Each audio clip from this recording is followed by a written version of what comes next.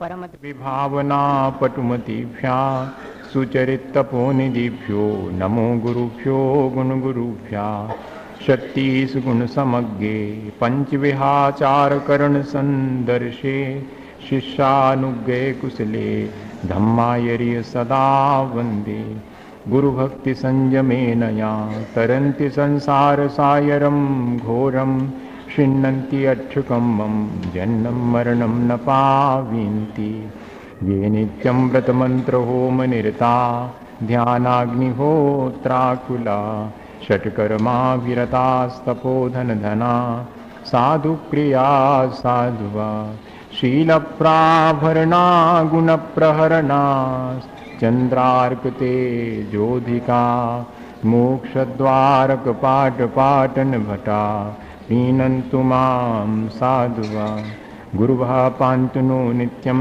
ज्ञानदर्शननायकाः चारितारणौ गम्भीरा मोक्षमार्गोपदेशका निशाय भन्ते आर्यभक्तिकौ को तो सालोचिं समनान समदंश समचरयुक्तानं पंचविहाचारणमायर्याणम् आयरादि सुदनानुपदेश्यानं वज्रायाणं तीर्यनुगुणपालनरयाणं सब्बसाहुनं सयानिचकालमञ्चमी पूजयमि वन्दामि नमंसामि दुःखो को कमखो वैलाओ सुवेगमनं समायमन्नं जिनुगुण संपत्ति गोमच्छम् नमः श्रीवर्धमानाय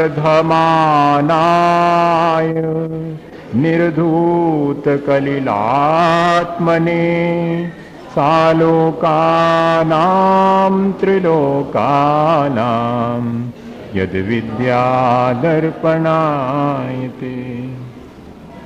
बोले भगवान महावीर स्वामी की, आचार्य कुंद स्वामी की, आचार्य समंतभद्र स्वामी की, आचार्य गुरुवर विद्यासागर मुनि महाराज की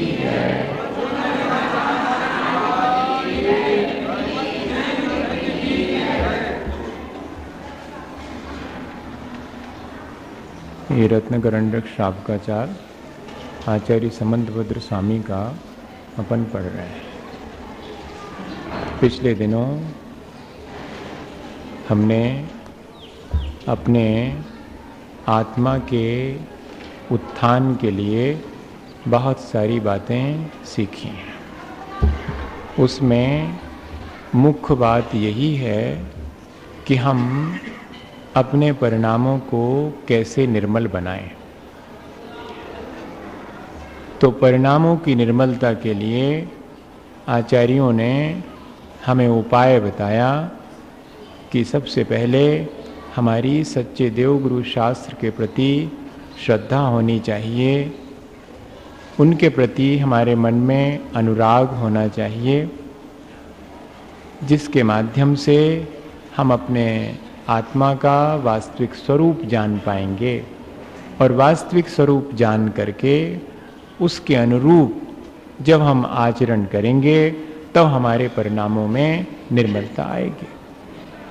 तो हमने पिछले दिनों सच्चे देवगुरु शास्त्र पर कैसे श्रद्धा की जाती है और एक श्रद्धालु व्यक्ति का मन कैसा पवित्र हो जाता है, ये बात भी सीखी है।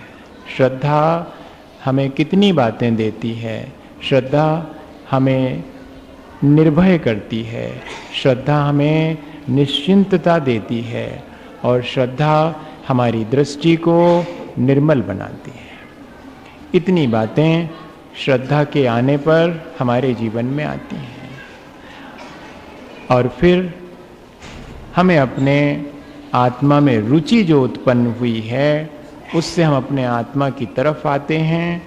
पांचों इंद्रियों के विषय पीछे छूटने लगते हैं और हम निरंतर समय निकाल करके और अपने आत्मा के स्वरूप को जानने में लग जाते हैं। उसके लिए हमें बहुत सारे ग्रंथों के माध्यम से आचार्यों ने आत्मा के स्वरूप में लगाने की बात भी कही है। वही सम्यक ज्ञान है जो वीतरागता की तरफ ले जाता है, वीतरागता का उपदेश देता है, वही समीचीन ज्ञान है। और ऐसे ज्ञान को प्राप्त करके जब हम अपने आचरण को संभालने लगते हैं, या ये कहो कि ज्ञान होने के बाद हमारा आचरण निर्मल होने लगता है, उसी का नाम, निर्मल आचरण का नाम ही तो सम्यक चारित्र है।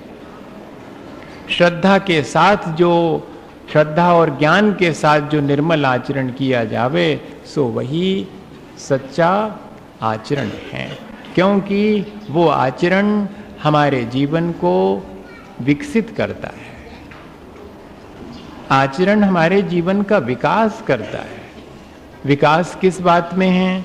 भौतिक सुख सुविधाओं को प्राप्त करने में विकास है, या कि अपने आत्मा की निर्मलता को हम विकास मानते हैं?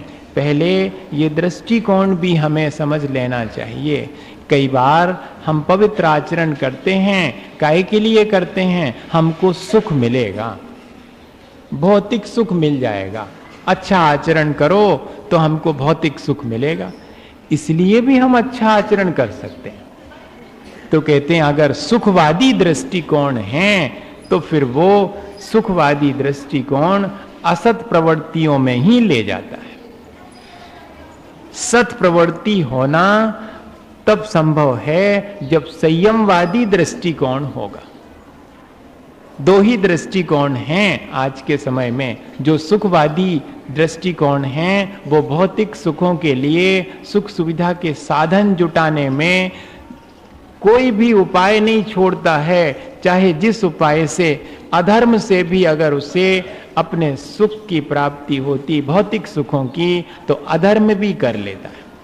ऐसा व्यक्ति जिसका सुखवादी दृष्टिकोण है वो अधर्म के द्वारा ही नहीं, वो धर्म के माध्यम से भी अपने सुखों की ही आकांक्षा करता है, वांछा करता है। तो कहते कि हमारी दृष्टि इतनी निर्मल हो जानी चाहिए कि भौतिक सुखों का हमारे लिए आकर्षण खत्म हो जावे। रहेंगे तो भौतिक सुख सुविधा के साधन तो जुटाएंगे, लेकिन अब उनके प्रति कोई आकर्षण नहीं रहा। मिल गए तो मिल गए, हमने अपनी तरफ से उनको प्राप्त करने की वो जो दौड़ थी वो दौड़ खत्म हो गई। भौतिक सुखों की दौड़ खत्म हो जाना ही संयम है, वही निर्मल आचरण है। बिना संयम के और सद प्रवृत्ति हो ही नहीं सकती। जिसको सिर्फ भौतिक सुख की आकांक्षा है वो व्यक्ति यदि व्रत नियम संयम भी ले लेगा तब भी अपने व्रत नियम संयम के माध्यम से भी भौतिक सुख ही खोजेगा। इसलिए हमें सबसे पहले ये देख लेना है कि हमारा दृष्टिकोण, हमारा अभिप्राय कितना निर्मल हुआ है, और सुखवादी दृष्टिकोण हमें छोड़ना पड़ेगा। संयमवादी दृष्टिकोण, निवृत्ति वाला दृष्टिकोण, जो व्यक्ति निवृत्ति का ध्यान रख के प्रवृत्ति करता है उसकी प्रवृत्ति ही श्रेष्ठ मानी जाती। दो ही तरह की प्रवृत्ति तो है, एक सत प्रवृत्ति और एक असत प्रवृत्ति।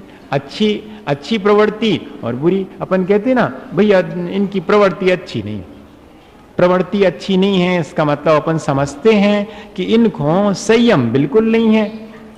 जिसको संयम होवे वो अगर कुछ थोड़ी बहुत चूक भी कर देवे तब भी व्यक्ति ये नहीं कहता है कि इनकी प्रवृत्ति अच्छी नहीं है, तो थोड़ी बहुत चूक हो जाती।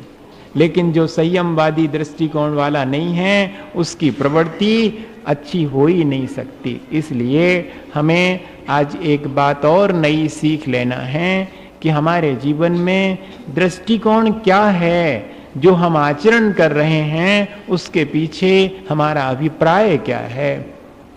अभिप्राय भौतिक सुखों का नहीं होना चाहिए। अभिप्राय तो हमें क्या होना चाहिए, अपने राग द्वेष की निवृत्ति होवे, ये हमारा अभिप्राय संयम के पीछे होना चाहिए। और संयम के मायने क्या है एक्चुअली देखा जाए तो कहते हैं to be in yourself. जब हम अपने आत्मा में जितनी देर ठहर जाते हैं वही वास्तव में संयम है। अगर ऐसा समझ में नहीं आए तो कहते ऐसा समझो कि जितनी देर हम पाप प्रवृत्ति से बच जाते हैं उतनी देर हमारा संयम। ऐसा कर लो, हम जितनी देर इंद्रियों के विषयों से और मन के विषयों से बच जाते हैं उतनी देर का हमारा समझना कि संयम है। ऐसा संयम दिन भर में अभ्यास करने से व्यक्ति अपने जीवन में ला सकता है। अपन बहुत संयम रखते हैं, किस आदमी से कैसे बोलना, जिससे काम निकालना है उससे जरा संभल के बोलना, इतना संयम तो रखते। दुकान पर ध्यान रखते कि ग्राहक बिगड़ने जावे, इसलिए संयम रखते। रास्ते में चलते हैं तो ठीक ठीक चलते हैं, उपद्रव करते चलोगे तो पीछे से गाड़ी आ जाएगी, टक्कर लग जाएगी, तो वहां संयम रखते हैं। भाई बाएं चलो तो बाएं चलो, दाएं चलो तो दाएं चलो। अरे इतना तो हम सब संयम रखते हैं। कहते वो वाला संयम तो संसार लौकिक उपलब्धि के लिए भी जब हम संयम रखते हैं तो हम अपने आत्मा की विशुद्धि के लिए अगर संयम रख लेवें, पांचों पापों से जितनी देर हो सके उतनी देर, हम कहते 1 मिनट चलो यहां से शुरू करो, 1 मिनट में 5 पापों से बच गया, मेरा सार्थक हो गया, 1 मिनट तो आज सार्थक हो। अब क्या करूं और थोड़ा बढ़ाऊं, दिन भर में मेरे पास 24 घंटे में 1 घंटे तो ऐसा हो जिसमें मैंने 5 पापों को मन वचन काय से कृतकारित अनुमोदना से त्याग कर दिया। न किसी को पाप का उपदेश दिया, न किसी को पाप में लगाने की बात कही, न मन से, न वचन से, न शरीर से। तो कब हो सकता ये? कहते देव पूजा करो, गुरु उपासना करो, शास्त्र स्वाध्याय करो, इनके माध्यम से संयम आएगा। संयम, तप और त्याग कब आता है? जब ये 3 आवश्यक ठीक ठीक होंगे, देव पूजा, गुरु उपासना, शास्त्र स्वाध्याय, इन्हीं के माध्यम से संयम, तप और त्याग आसान हो जाते हैं। इस तरह हमारे आचरण की पवित्रता के लिए हमारा देव गुरु शास्त्र के प्रति जो श्रद्धान है वही मुख्य है। उसी के माध्यम से हम अपने संयम को, अपने आचरण को और अधिक ऊंचा उठा सकते हैं। पिछले दिनों अपन पढ़ रहे थे कि एक श्रावक अगर अपने जीवन में संयम धारण करना चाहे जीवन भर के लिए, अभी तो अभ्यास किया कि भाई घंटे भर बच सकते कि नहीं बच सकते पाप से, देख लिया कि हाँ घंटे भर 2 घंटे हम तो दिन भर जो है बच सकते हैं। कौन से पाप से? कम से कम संकल्प पूर्वक किसी जीव को नहीं मारेंगे, ऐसी झूठ नहीं बोलेंगे कि दूसरे का मरण हो जाए, किसी की चोरी नहीं करेंगे हैं, और जिससे विवाह किया है उसके अलावा अन्य के प्रति अपने परिणामों में निर्मलता रखेंगे। परिग्रह की जितनी आवश्यकता है उतना रखेंगे, उसके बाद नहीं रखेंगे। इतना अगर हमने घर में रह करके कर लिया तो यही तो 5 अणुव्रत हो गए। अब इन 5 अणुव्रतों में और अधिक कैसे वृद्धि होवे? तो कहते अब मोटी मोटी बाहर की सीमा बना लो। पाप तो जो हो रहे हैं हो ही रहे हैं, एक निश्चित सीमा तक होवे तो मर्यादा बना ली दिशाओं की। अब कहते कि मर्यादा के भीतर भी जो पाप करो उसमें से बहुत सारे पाप ऐसे हो जाते हैं जिनकी आवश्यकता ही नहीं है, जो कि प्रयोजनभूत ही नहीं है। तो कहते निष्प्रयोजन पाप को छोड़ो। यहां तक बात आ गई है। अब निष्प्रयोजन पाप छुड़वा करके फिर तीसरा गुणव्रत देंगे कि धीरे से कि अब जितना प्रयोजनभूत है उसमें भी तो थोड़ा कम करो। पहले कहेंगे कि अभक्ष्य चीजें छोड़ो, फिर बाद में कहेंगे कि जितनी खाउत की चीजें हैं वे सब थोड़ी खाना चाहिए रोज रोज, थोड़ी कम करो उसमें। पहले भक्ष्य चीजें नहीं छुड़वाई, पहले तो कहेंगे अभक्ष्य तो छोड़ो ही, फिर अब उसमें से जितनी बची जी खाने हाँ जी सब मनो सब खाने की है, सो रोज रोज सब ने खाओ, थोड़ी 2 आज खाओ 2 पर कल खाइए, ये हो गया। भोग की सीमा करवाएंगे। अभी जितना रख रखा है उसमें से भी रोज रोज क्यों, उसमें से भी कम कर लेंगे। बस इस प्रकार से श्रावक के जीवन में धीरे धीरे, देखो कितना स्लो प्रोसीजर है, इतने स्लो प्रोसीजर से उसको धीरे धीरे ऊपर उठा रहे हैं। जैसे स्टेप बाय स्टेप सीढ़ियां अपन चढ़ते, 2-2 सीढ़ी एक संग चढ़ जाओ तो नीचे गिर पड़े, तो कहते एक सीढ़ी चढ़ो, आराम आराम से चढ़ो। व्रतों को पूरी जिम्मेदारी के साथ, पूरी श्रद्धा के साथ और भगवान के प्रति अनुराग के साथ, और उनको कोई भी लेवे तो धीरे धीरे क्रम से उसके जीवन में विकास होता है। अब कहते कि अनर्थ दंड, बहुत सारे काम हैं जो अपन से हो जाते हैं और अपन नहीं जानते, अज्ञानतावश कह रहे इसको नहीं भी करते तो भी कुछ नहीं होता। तो आचार्य महाराज उससे परिचय करवा रहे कि ऐसे भी काम कई हैं जो निष्प्रयोजन हैं, जिनका हमारे जीवन से कोई सरोकार नहीं है, फिर भी हमारे द्वारा कई बार तो निष्क्रिय पाप होता है। खड़े खड़े हम दूसरे का झगड़ा देख रहे हैं, इसमें भी पाप है, व्यर्थ में। या कि झगड़ा नहीं देख रहे, हम दूसरे के झगड़े की अपेक्षा रख रहे हैं कि उनको अच्छा झगड़ा हो जाए। तो अब क्या मतलब है, उनको जब हो सो हो, अपन बैठे बैठे बेकार में सोच रहे कि उनका ऐसा हो जाए, उनका ऐसा। ये सब बातें जो है इसमें कह दी एक श्रावक के लिए कि भैया इनसे बचो। जो अज्ञानतावश और प्रमादवश जो हमारे जीवन में निष्प्रयोजन पाप हो जाते, निष्प्रयोजन पाप जो है अज्ञानता और प्रमाद की वजह से होता। जब हमें अपने हित की तरफ चिंता नहीं रहती तो लापरवाही, देखो प्रमाद शब्द को सीधा कहो तो लापरवाही है, प्रमाद मतलब लापरवाही। तो जब हमारे लिए प्रमाद आ जाता है, हम जीवन के प्रति सजग नहीं रह पाते हैं, या कि हम ठीक ठीक नहीं जानते हैं, अज्ञानतावश भी ऐसे पाप हो, उनसे बचाने के लिए कहते पापोप कितने प्रकार के हैं, पापोपदेश, फिर हिंसा दान, फिर उसके बाद कहते अपध्यान, फिर दुश्रुति और फिर प्रमादचर्या।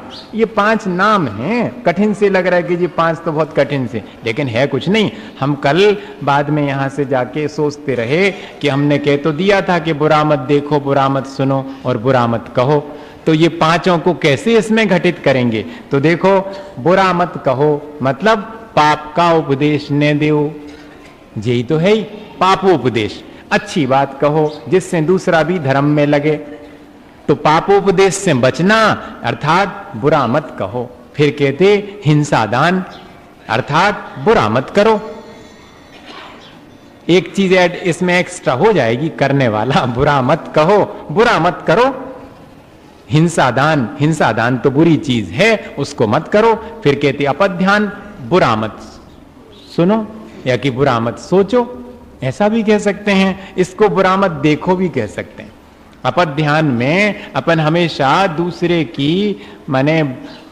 दूसरे की बुराई ही विचार करते हैं और दूसरे का बुरा देखना पसंद करते हैं। तो कहते अपध्यान, बुरा मत देखो या बुरा मत सोचो, और दुश्रुति, बुरा मत सुनो। और फिर प्रमादचर्या क्या है, वही बुरा मत करो। प्रमादचर्या या हिंसा दान ये बुरा करने की तरफ है। करना, सोचना, बोलना, देखना, सब पर जो है लगाम लगा दी इन 5 के माध्यम से। और भी बहुत प्रकार के हो सकते, लेकिन इन 5 में ही सारी चीजें गर्भित हो गई। ये 5 नहीं करो, इनसे बचो। कहते अब और पापोपदेश कैसे हो जाता है, उसके लिए कहते, यहां तक हो गया था ना। हाँ, तिर्यक् क्लेश वाणिज्या हिंसारंभ प्रलंभनादीन कथा प्रसंगः प्रसवः कर्तव्यः पाप उपदेशः। बड़ी सावधानी रखना पड़ेगी इसमें, यहाँ आखिरी वाले में फिर से पढ़ें। तिर्यक् क्लेश वाणिज्या हिंसारंभ प्रलंभनादि कथा प्रसंगः प्रसवः स्मर्तव्यः पाप उपदेशः। कहते इतने प्रकार से पापोपदेश नाम का अनर्थ दंड हो सकता है। अनर्थ दंड का अर्थ तो समझ लिया था, निष्प्रयोजन मन वचन काय की पाप क्रिया। निष्प्रयोजन मन वचन काय की पाप क्रिया तो निरंतर हो रही, लेकिन कहते निष्प्रयोजन जो मन वचन काय की पाप क्रिया है वही अनर्थ दंड है। उससे विरक्त होना ही अनर्थ दंड व्रत है। वो पापोपदेश नाम का अनर्थ दंड है। तो वो किस प्रकार होता, कहते तिर्यक क्लेश वाणिज्या हिंसारंभ प्रलंबनादि नाम। कहते पशुओं को क्लेश पहुंचाने वाली क्रिया, इसका भी उपदेश देते हैं कई लोग।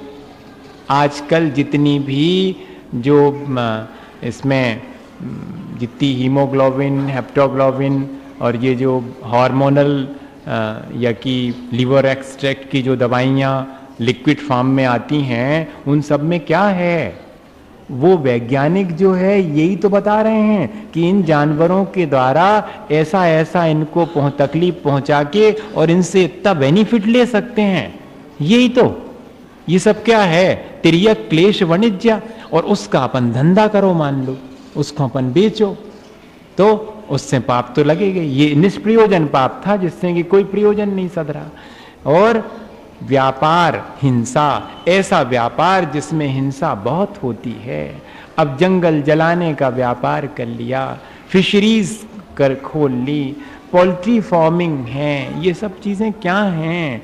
ये सब, इनसे भैया 2 पैसे आते हैं और बाकी तो हिंसा बहुत है। तो ऐसे व्यापार का उपदेश भी नहीं देना। क्यों?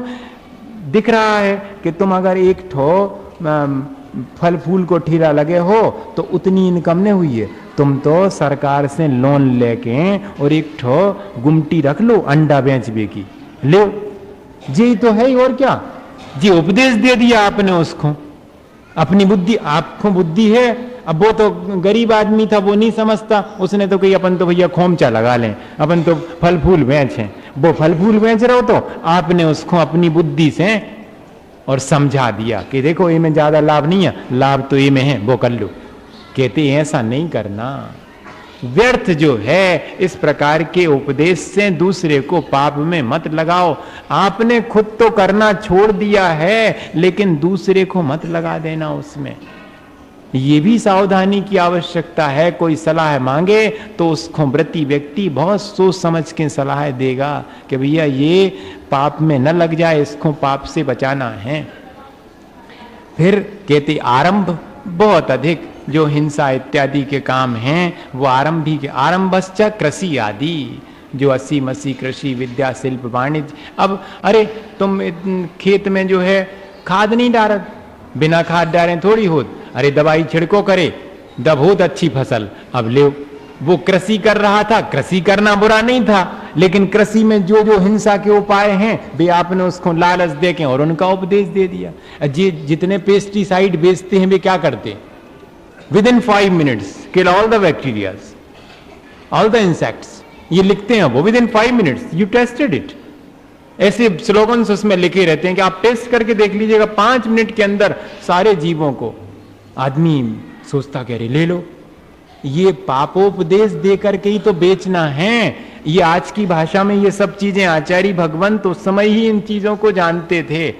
उनने आज भी यही चल रहा। आज की भाषा थोड़ी अलग हो गई, उसको अपन ने दूसरे ढंग से यहां लिख दिया।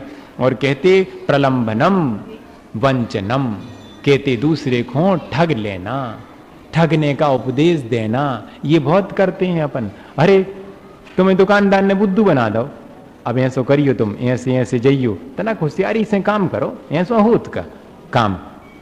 जे सब क्या है? दूसरे को ठगाई विद्या सिखा रहे आपको तो आती है, सो दूसरे को भी बता दिया आपने। ये सब पापोपदेश में जाएगा। दूसरे को ठगने का प्रयोजन आपका है तो ये आपका तो कुछ काम नहीं बन रहा, लेकिन दूसरे को ये विद्या क्यों दे रहा है? निष्प्रयोजन। आपका कौन सा प्रयोजन उससे बन रहा है? कहते इससे बचना चाहिए। कथा प्रसंग, इस प्रकार की जो कथाएं हैं या इस प्रकार की वार्ता है, इससे इस प्रकार की बातचीत में नहीं पड़ना चाहिए।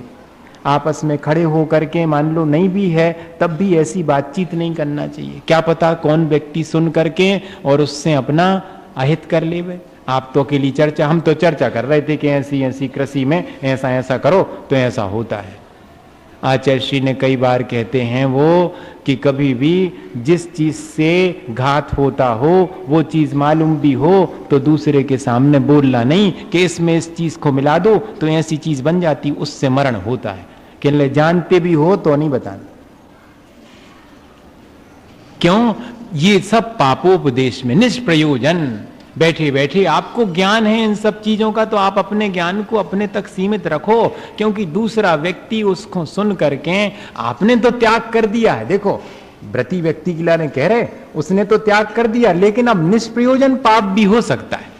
अपना प्रयोजन जितना सत्ता था सो अपन ने तो खेती कर ली, और अपन व्रती हैं सो खेती भी करी तो संभाल करके करी, लेकिन दूसरे को आप ऐसी सलाह नहीं दो, उससे बचो। आरंभ इत्यादि ये सब जो है इसमें शामिल हो जाएगा पापोपदेश में। पापोपदेश में सीधी बात यही है कि जितनी भी पाप की क्रियाएं हैं उनके लिए दूसरे को उपदेशित नहीं करना, दूसरे से उसकी चर्चा नहीं करना। अपन जानते भी हैं फिर भी उस चीज की चर्चा, पाप की चर्चा नहीं करना। करना तो अच्छी चर्चा, धर्म की चर्चा करना। इसमें बहुत डिटेल में लिखा हुआ है। अब हालांकि उस प्रकार का नहीं होता जैसे तिर्यक वाणिज्य है और क्लेश वाणिज्य लिखा है इसमें, तो कहते कि पहले दासी दास इत्यादि बेचने की प्रक्रिया होती थी, तो अपन तो खुद नहीं कर रहे, दूसरे को कि देखो आपको नहीं मालूम, यहां से वहां ले जाओ, वहां महंगा बिकता है, ले। आपने इतनी उसको जानकारी दे दी, अब वो उस जानकारी से और पाप में लग गया। इसी तरह गाय भैंस इत्यादि यहां पर खरीद लो, इतने तो बहुत सस्ते मिल जाते, मनो उतने बेचो अगर तो बहुत महंगी बिकती। अब अपन कछु नहीं कर रहे, ने अपन बेच रहे ने कछु कर रहे, लेकिन चार आदमियों के बीच में जा चर्चा छेड़ दी, जा चर्चा छेड़ी सो जा करके उनने अपना काम कर लिया। ये निष्प्रयोजन पाप हो गया कि नहीं, अपने मत्थे बेकार में आ गया। ये इससे बचना चाहिए, अगर मालूम भी पड़ जावे तब भी इससे बचना चाहिए। ऐसे ये सब और ये भूमि इत्यादि वध का उपदेश ये भी दिया हुआ है। तिर्यक क्लेश वाणिज्यारंभादिषु पाप संयुक्तम वचनम पापोपदेशा, कहीं कहीं पर ऐसा भी आता है, उसी से मिला जुला है ये। और इन सब चीजों से बच करके और अपने इस व्रत का निर्दोष पालन करना चाहिए, यही पापोपदेश के बारे में। और हिंसा दान में बहुत चीजें आएंगी, देखो क्या क्या चीज आएगी, जानकारी तो कर ही लेना चाहिए। परशु कृपाण खनित्र ज्वलनायुध श्रृंगी श्रृंखलादीनाम हेतूनाम दानम सादानम ब्रुवन्ति बुधा। सुकृपाण खनित्र नायुध श्रृंगी श्रृंखलादीनाम बदहेतूनाम दानम दानम ब्रुवन्ति बुधा। बुधा का अर्थ है यहाँ पर जो बुद्धि आदि रिद्धियों के स्वामी हैं, वो कौन है? गणधर देव हैं। तो गणधर भगवान ने क्या कहा है? परशु अर्थात फरसा, कृपाण मतलब तलवार होता, खनित्र मतलब खोदने की वो कुदाली कहलाती, और ज्वलन मतलब अग्नि, और आयुध मतलब होता शस्त्र। एक तो फेंक के मारने वाला शस्त्र, और जो धारण किया जाता हाथ में ही अस्त्र और शस्त्र दोनों मिलकर के आयुध कहलाते हैं। और श्रृंगी मतलब होता है विष पॉइजन, और श्रृंखला मतलब सांकल इत्यादि। ये सब हिंसा के कारण हैं, इनको दूसरे को नहीं देना। हमारे पास तो वैसे ही रखो है, हमारे काम को नहीं है, तुम्हें चाहने हो तो ले लो। अब वो उससे क्या करेगा जी भी नहीं आपने पूछा, उसका दुरुपयोग करेगा तो ऐसे व्यक्ति को नहीं देना, आपके काम का नहीं है। पर ये सब हिंसा की चीजें हैं, इसलिए दूसरे को भी नहीं देना, इनका सावधानी रखना। ये जो है हिंसा दान नाम के अनर्थ दंड से बचने का है। कहते दूसरे के लिए मांगने पर भी नहीं देता, क्योंकि वो उसका दुरुपयोग कर सकता है। हाँ, जिस पर हमें विश्वास है उसके लिए बात अलग है कि अब पड़ोसी की माचिस खत्म हो गई, अपने त्याग उनने के भी माचिस दियो तो दे दी। लेकिन अब कोई गैर जानकार है, माचिस लेवे और माचिस लेकर के आग लगा देवे तो, या स्वयं लगा लेवे, या बीड़ी पिए तो भी आपकी माचिस देना खराब। अब वो सामने ही कह रहे हो कि तनक माचिस दी हो बीड़ी पीने, तो आप क्यों दे रहे हो? हम नहीं, बिल्कुल सही बात है। आपने तो, हम ये कह रहे हैं कि आपने छोड़ दिया पीना, अब आप उसको निष्प्रयोजन पाप में क्यों? ये सब निष्प्रयोजन पाप आपका उसका है, सो वो जाने, वो करे, अपने जहां से ले आए। अब अपने पास पैसे हैं और तो छोड़ो, कई लोगों के पास बहुत पैसे होते, वे क्या करते हैं? कर्ज देते हैं, लोन देते हैं। अब फिशरीज को लोन दे दिया आपने, ले लो इतने रुपया सैकड़ा पे ब्याज ले लो और ले लो। अब वो कौन से काम में लगाएगा आपके पैसे को? और आप उसमें, कई लोग तर्क देते तो वो तो काम ही हो को, वो और कहूं से लेके कर ले, और कहूं से लेके कर ले, वे आप तो नहीं दे अपने पैसा। देख लो किस आदमी को हम ब्याज पे दे रहे हैं, वो ठीक धंधा कर रहा कि नहीं कर रहा। ये जो बैंक वगैरह में अपन जमा करते हैं, मैं देखो एकदम निषेध नहीं कर रहा हूं, लेकिन अपन को समझना तो चाहिए उसमें कि क्या भरोसा, बैंक में अपने पैसे रख दिए हैं, कोई लॉकर में तो रखे नहीं कि सुरक्षित रखे रहेंगे, बैंक में तो सर्कुलेट होते रहते हैं। हमारा ही पैसा फिशरीज और पोल्ट्री फार्म में लोन में जाए जो हमने